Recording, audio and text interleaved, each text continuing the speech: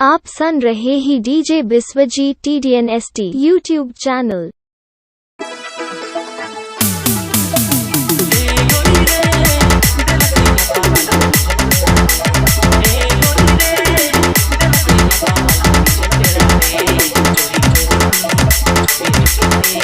DJ Safi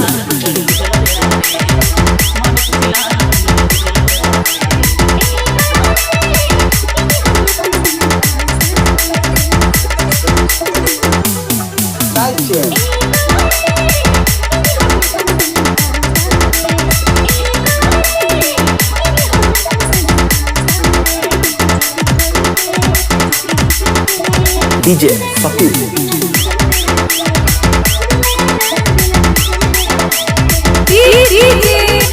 Biswajit TDNST DJ Safi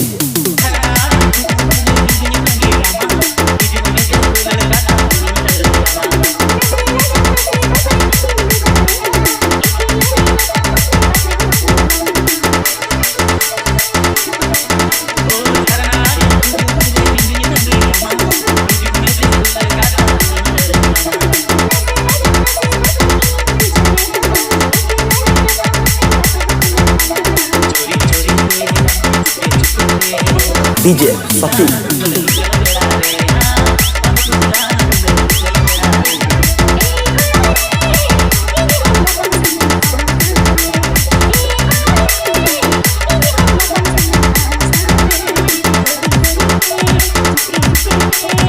DJ Safi